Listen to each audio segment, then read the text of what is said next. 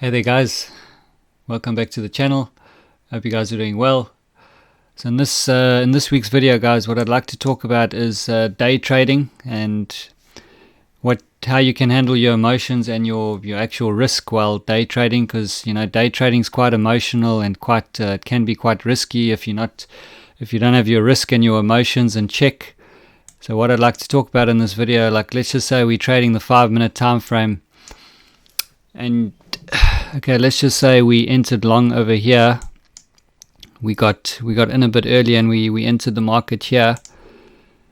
So we saw this nice bullish candle over here, and we decided to enter long. I'm just going to show you guys what I do when I'm day trading, just my process and my thought processes, and how I handle my emotions and my risk during day trading. So let's just say I went long here. I was impatient. I didn't wait for a setup. And I was risking about 18 pips here, and I was looking to make, go to the highs over here, which would have been like 76 pips. And let's just say I got stopped out, right? So the next trade that I look for, because I lost 18 pips over here, I don't mind going the day with a small loss, or actually I'd prefer to go out of the day break even. I'm not really looking to make any profit on any particular day. I don't really mind taking a break-even day. So let's just say I waited. I didn't jump in straight away. I waited for another setup, and let's just say I took this setup over here. So I was risking about the same, about 18 pips or so. Now you might be wondering to yourself, okay, cool, I made back a 1 to 3, but in this scenario, what I'd actually be looking for is only to make the 18 pips that I lost over here back over here. So basically I would make the 18 pips back, and then I would close this trade. I wouldn't actually be looking for the rest of this trade to move up to this level, or I wouldn't be looking for like a 1 to 2, 1 to 3. I'd just be looking to make that loss back.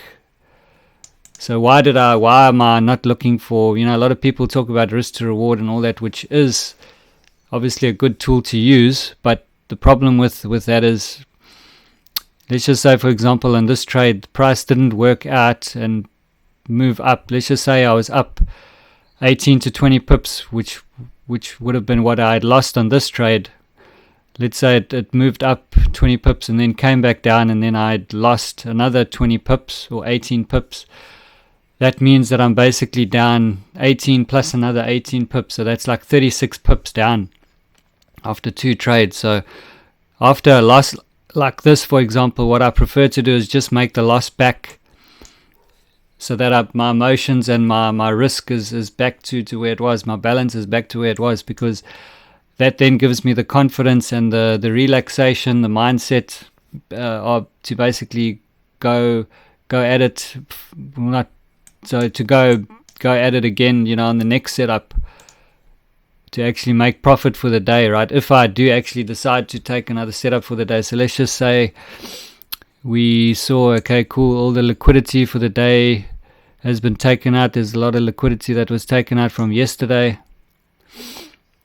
So even on this setup here, you can see that liquidity was taken out. I prefer to wait for liquidity to be taken out before I look for setups. So you can see this setup was a win because the market makers grabbed liquidity. So if we're even more patient, we can see that the market makers took out liquidity from one of yesterday's lows. So now on this trade here, if I decided to take a third trade for the day, which I probably wouldn't have done because this is during New York and I'm sleeping, but you can see on this trade, if I had entered here, nice bullish engulfing candle, waited for a bit of a pullback, also risked, about 18 to 20 pips. Now you can see this trade would have been a nice 100 pip trade. But the only reason why I would have been confident on this trade was because I would have been neutral after this win over here, because I would have made this back. But if I was down 36 pips or 40 pips due to these 2 losses, I wouldn't, it creates a much bigger drawdown now to actually fix. So the importance of the second trade, if I take a loss on any given trade, my goal over the next trade or even 2 trades is just to make that loss back. Now, but going back to this first trade, let's just say, for example, I didn't have a stop loss. It's very important, and this took me a long time to actually get my mindset adjusted to, and actually start appreciating how important a stop loss actually is. It's actually a vital thing to have in place, because if you don't respect your stop loss, let's just say on this trade, for example, I took an 18-point loss, right? Now you got to be careful, because if you don't respect your stop loss, what can happen on certain days is the market can start to trend. Now, if the market had started to trend to the downside, which you can see it actually did, now you can see I would have been 140 points in drawdown. So you got to understand to yourself, a stop loss is actually very beneficial to you, because it minimizes your drawdown, and it allows your recovery to be a lot easier. Your recovery is going to be a lot easier if you allow the market to stop you out. Okay, and then it allows you to look for a higher quality setup. And a lot of the time is when you cancel your stop loss, as price starts to drop, what tends to happen is a lot of traders will start stacking positions, and by the time they've stacked 3 or 4 positions now during this drawdown period, they are over leveraged. So they've over leveraged on their margin, and then what can happen is they might blow their account, due to being over leveraged, and then they're sitting in hope and fear. But if and it's just huge amounts of stress for no reason. But if you take the small loss, because how many times have you cancelled your stop loss and you get stuck in a loss? I mean, it can happen on days like crazy days. For example, like, let's just say you took a long on this position over here at this point, based off this setup over here, and you sat in drawdown for, you sat in drawdown all the way down to here, which is literally like 240 points. So it's really important that you take your stop. You do take your stop, because what it actually does is it really minimizes your stress levels and your actual drawdown.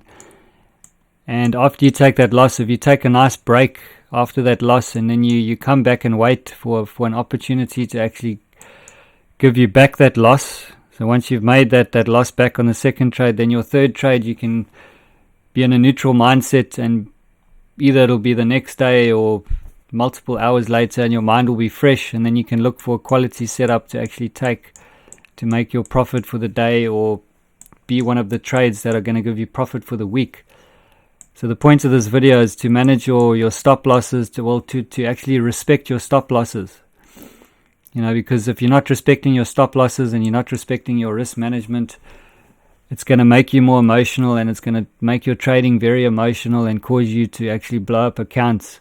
I think it's very vital that you actually respect your stop losses and look at them as a benefit and not as a negative, because a lot of people are stubborn. You see, people come into the market, and I was the same as well. Like, I'd be stubborn and I'd be so driven on a bias. So as the market's pushing down, I would cancel my stop loss and start stacking positions and have a bias, stuck in my head. But the market makers can sniff out people that are caught on the wrong side, and what actually will happen is you'll end up taking huge losses if you don't respect your stop losses and actually take a break and wait for those quality setups to actually try and make that loss back. Because if you take a small loss, as I said before, it's a lot easier to make it back. You can come back to a neutral state, and then you can look for that nice 1 to 5, 1 to 3, or 1 to 5, whatever you want to look for. Wait, that's the wrong one. So wait for that liquidity grab, and then look for that really good trade to make that nice profit for the week. So just respect your stop losses, respect your emotions, respect your mental capital. Don't be stubborn. Don't be headstrong in the market. Just respect your risk management. Utilize risk to reward, because risk to reward is really, really important. That's the game changer. That's literally like the holy grail. So minimize your downside and then the upside is limitless. Always cap your downside, and then the upside will take care of itself. So I hope you learned something and took away some notes and some positivity going into next week. If you're going to day trade, you have to utilize all these things and be super disciplined with your stop losses and utilize risk to reward. Otherwise, there's no chance that you'll make any money day trading. So have a good week, guys. There's some fireworks going on in the background, so I'm going to go off. See you guys next week. Peace out, guys.